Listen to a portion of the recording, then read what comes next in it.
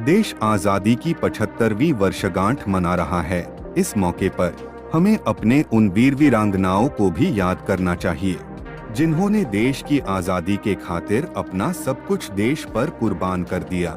आजादी की ऐसी ही वीरांगना रानी लक्ष्मीबाई थी जिन्होंने अंग्रेजों को धूल चटा दी थी। अंग्रेज जीते जी उनसे कभी नहीं जीत पाए, जबकि शहीद होने के बाद भी अंग्रेजों को उनका शव तक देखने को नहीं मिला था। तो चलिए इस वीडियो में महारानी लक्ष्मीबाई के बारे में विस्तार से जानते हैं। और अगर वीडियो अच्छा लगे तो वीडियो को लाइक और चैनल को सब्सक्राइब जरूर कर देना। वीडियो में शुरू से अंत तक बने रहना। उत्तर प्रदेश का झांसी एक ऐतिहासिक शहर है। इस शहर से जुड़ा है भारत के प्रथम स्वतंत्रता संग्राम की ऐसी वीरांगना महारानी लक्ष्मीबाई का नाम, जिसने महिला वीरता की एक अमर गाथा लिखी। झांसी में रानी के साथ साथ आज से लगभग 400 साल से भी अधिक पहले बना किला भी बेहद महत्वपूर्ण है। यहाँ रानी लक्ष्मीबाई ने अपने जीवन के अहम वर्ष गुजारे। इस किले के चप्पे चप्पे पर रानी लक्ष्मीबाई की छाप देखी जा सकती है। झांसी यहाँ किला बनने और रानी लक्ष्मीबाई के आगमन के बाद इस किले में हर जगह नजर आने वाली उनकी छाप का सिलसिला कुछ इस तरह है। बंगरा पहाड़ी पर 15 एकड़ में बने इस विशाल किले की नींव 1602 में ओरछा नरेश वीर सिंह जूदेव द्वारा रखी गई थी। ओरछा झांसी से मात्र 18 किलोमीटर की दूरी पर स्थित वर्तमान में मध्य प्रदेश का एक कस्बा है। कभी यह सशक्त ओरछा राज्य था और झांसी को इस काल में बलवंत नगर के नाम से जाना जाता था। उस समय बलवंत नगर में रहने वाले किसान खेती, दूध, दही और लकड़ी बेचकर अपना गुजारा करते थे। बलवंत नगर की भौगोलिक स्थिति कुछ इस प्रकार की थी कि यह स्थान बुंदेलखंड की सुरक्षा के लिए सैनिक छावनी के लिए उपयुक्त था। इसी कारण ओरछा नरेश वीर सिंह ने इस नगर की बंगरा पहाड़ी पर 1602 में किले का निर्माण शुरू कराया। किले को बनने में 11 साल का समय लगा और यह किला 1613 में बनकर तैयार हुआ। जब यह किला निर्माणाधीन था तब ओरछा नरेश से मिलने जैतपुर के राजा आए। जैतपुर के राजा को अपने किले की छत पर ले जाकर हाथ से इशारा करते हुए ओरछा नरेश ने पूछा, देखिए आपको कुछ नजर आ रहा है? इस पर राजा जैतपुर ने गहराई से देखते हुए कहा कि बलवंत नगर की पहाड़ी पर कुछ झाई सी धुंधला सा नजर आ रहा है। ओरछा नरेश खुश होते हुए कहा कि आज से बलवंत नगर का नाम झांसी होगा। कालांतर में इसका नाम बदलकर झांसी हो गया। ओरछा नरेश द्वारा बंगरा पहाड़ी को काटकर बनाया गया। यह किला बेहद मजबूत है, इसी कारण इस दुर्ग की चर्चा पूरे संसार में होती है। किले में 22 बुर्ज और बाहर की ओर उत्तर तथा उत्तर पश्चिम दिशा में खाई है, जो दुर्ग की ओर आक्रमणकारियों को सीधे आने से रोकती हैं। ओरछा नरेश के नियंत्रण से निकलकर बाद में झांसी मराठा पेशवाओं के अधीन आई। पेशवाओं ने सूबेदारों की मदद से यहाँ शासन किया। ओरछा नरेश से संबंधित गुसाई यहाँ के किलेदार बने, जिन्हें बाद में पेशवा के मराठा सूबेदारों ने हटा दिया। गुसाई और मराठा पेशवाओं ने भी किले में कई अन्य इमारतों और स्थलों का निर्माण कराया।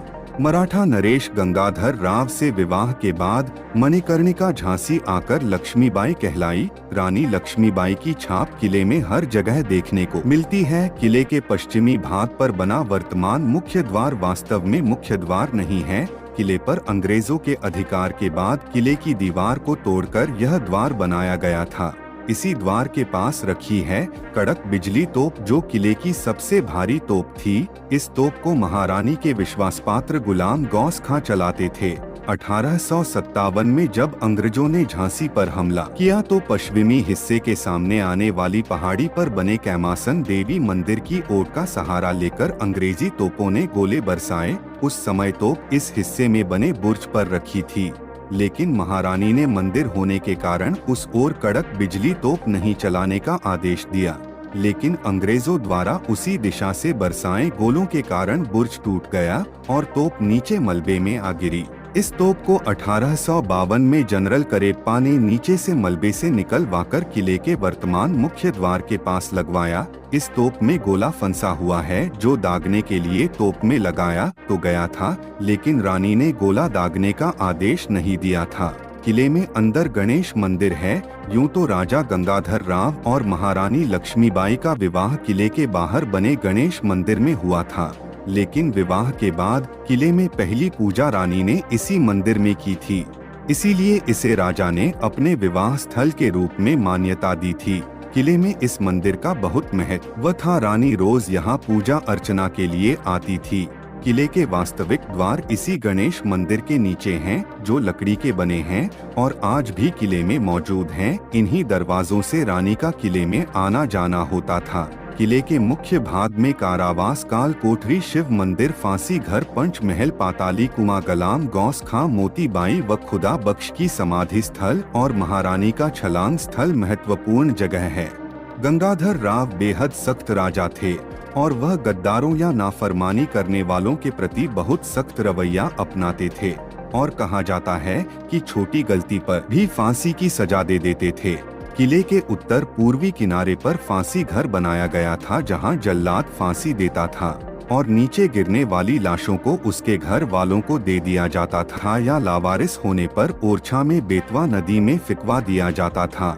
मात्र 13 साल की उम्र में विवाह के बाद झांसी आई महारानी लक्ष्मीबाई में इतने ऊंचे दर्जे की प्रशासनिक समझ और मानवीयता थी कि उन्होंने राजा गंगाधर राव से कहकर छोटी सी बात पर ही फांसी देने की इस प्रथा का अंत करवाया। उन्होंने किले में एक कारावास और काल कोठरी बनवाई और राजा को समझाया कि जो कर्मचारी नाफरमानी करें उन्हें पहले कारावास में रखा जाए और इतना कम खाने को दिया जाए कि वह सही रास्ते पर आ जाएं। गद्दारों से निपटने के लिए बनाई गई काल कोठरी ऐसी जगह है जहां जाने वाला हर कैदी हर पल अपनी मौत की दुआ मांगता था। इस बड़ी सी काल कोठरी में न तो कोई खिड़की है और न ही कोई रोशनदान, यहाँ बस नाम मात्र के लिए बेहद छोटे रोशनदान है। इस कारण इस कोठरी में सीलन और अंधेरा रहता है।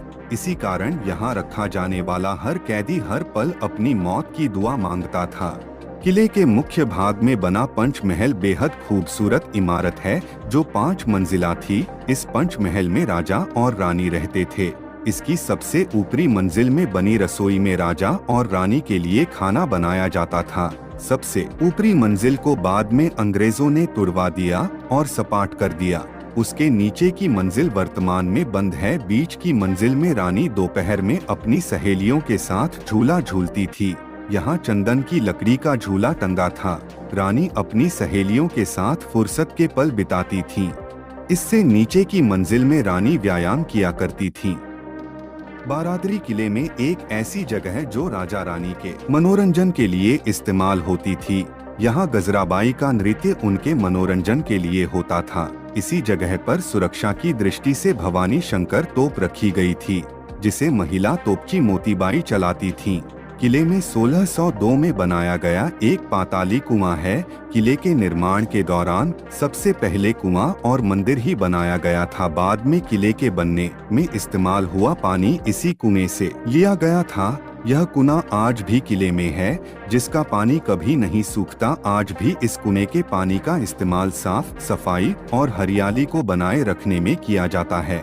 किले में मौजूद महत्वपूर्ण स्थानों में सबसे महत्वपूर्ण है रानी लक्ष्मीबाई का छलांग स्थल और इस किले का नाम झांसी किला है। यह वह जगह है जहां से महारानी ने अपने दत्तक पुत्र को पीठ में बांधकर घोड़े पर सवार होकर किले से बाहर छलांग लगाई थी। जब रानी के देवर दुल्हाजी राव ने उनके साथ धोखा कर ओरछा गेट खोल दिया और अंग्रेजों को किले के अंदर प्रवेश करा दिया। रानी और अंग्रेजों के बीच जबरदस्त लड़ाई हुई। मुंह में घोड़े की लगाम लिए पीछे बेटे को बांधे और दोनों हाथों से तलवार चलाती रानी को युद्ध के बीच में किसी ने पीछे से बर्छी मार दी, जिसमें रानी बुरी तरह घायल हो गई। रानी का बहुत खून बहने पर उनकी वफादार झलकारी बाई ने उनसे किला छोड़कर जाने को कहा। झलकारी बाई की शक्ल लक्ष्मीबाई से बहुत ज्यादा मिलती थी। झलकारी बाई की बात मानकर रानी ने किले की दीवार से घोड़े पर बैठकर छलांग लगाई। किले के बाहर स्थित भी कुछ इमारतें हैं जो रानी से संबंधित हैं। इसी ही एक इमारत है रानी महल। राजा गंगाधर राव जी की मृत्यु के बाद रानी महिला सेना के साथ रहने के लिए रानी महल में रहने चली गई थी। इसके अलावा लक्ष्मी तालाब के पास गंगाधर राव की समाधि है और काली जी का बड़ा मंदिर है।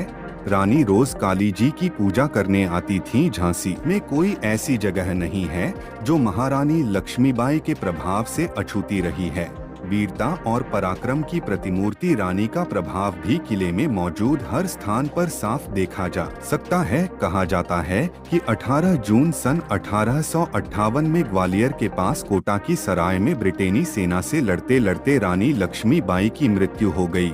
अगर आप भी रानी लक्ष्मीबाई को एक साहसी और निपुण योद्धा मानते हैं तो उनके लिए एक कमेंट जरूर कर देना।